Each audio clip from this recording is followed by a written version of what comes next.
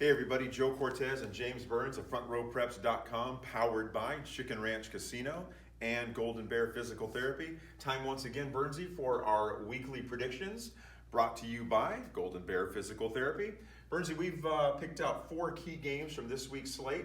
Let's take a look with our first game, Hansen at Beyer. Who'd have ever thought we'd be talking about these two teams in a meaningful game so late in the season? This one, oddly enough, played at Hansen High School, and Hansen is the visitor, nevertheless. Yeah.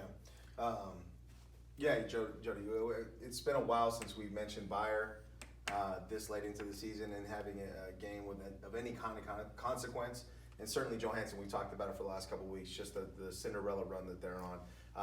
It should be noted that both of these teams what a fantastic job the coaching staffs at both of these programs have done this season. Scott Sikorsky has Hansen on the verge of a playoff. Who would have thunk it? And then Bachman in his first year at Beyer, able to turn that program around and put themselves in the mix in the WAC. I have yet to call a WAC game right all season long. I'm afraid to make a pick on this one. There's just so much mystery, at least for me, in terms of who's going to come out on top of these games. It looked like last week that Davis was going to beat Hansen, and then here came Hansen at the very end. The thing that I think I'm going to go with you on this one, I'm going to go with Hansen as well. And the reason why is because they're essentially a 2-point conversion away from an unbeaten run through the WAC. That's or right. At least being, in the pole position in the WAC for a title there. I'm going to go with Scott Sikorsky and the Vikings. Who'd have thunk it? Yeah. Moving on to our next game, the Bloss Bowl, Buhack Colony at crosstown rival Atwater. Atwater is the home team. They also share a stadium. Who do you like in this one? You know what? Seneca's my boy, man. Seneca's my boy. Seneca Ibarra over at Atwater. He's my boy. I love what he's done there. The guy's full of energy.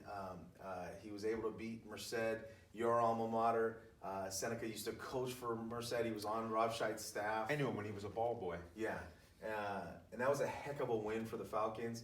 Do they have enough magic left to beat a 9-0 Buhack Colony team? I just don't think so. I think I'm going to go with Buhack Colony on this one. I like them to go 10-0 in the regular season. I think that Ulyss Dixon is a potential Front Row Preps Player of the Year candidate, absolutely. Just how versatile he's been. I don't see the Thunder letting off. I think it could be another exciting game, just the way Buhack Merced was. I think the Thunder pull it out and go 10-0. I think you're right. Let's make it official with the circles. Our color coordinated. Boom. I like it. Moving on to Amador Argonaut, the final Mother Lode League game we're going to take a look at this year. Amador coming off a tremendous victory over Sonora, handing the Wildcats their first ever loss in Mother Lode League play since they were Realigned. Since they were realigned in the Mother Lode League. Who do you like in this one? I think I'm going to go here. This is pretty easy. Thundering Herd, I like the Buffalo. This is pretty easy. Gunnar Drake. The thing I like about the Buffalo is they showed a versatility that we really haven't seen so much from a Mother Lode League team. Maybe Sonora a little bit. The ability to throw the ball with Gunnar Drake, Gus Gedney on the outside, Nash Wiley, the tight end, and then to hit you back with Wes Villarreal, the running back. They've got big boys up front. They've got the pieces to make a serious run. I like them to shore up a share of the Mother Lode League title. And then look to make a run in the playoffs. And Bill Baker noted it too. I think he knows he's sitting on something pretty special. He pulled up he said 7 underclassmen a couple years ago. 5 of them are seniors today on the roster. All of that experience is starting to pay off. Our last game, the game of the week, the game of the year so far. It's the game we always point to. It never disappoints. Last year was a little bit of a blowout, and don't think Oakdale doesn't remember that. Yeah. Oakdale coming to Central Catholic, David Patton Field this year. Who do you like?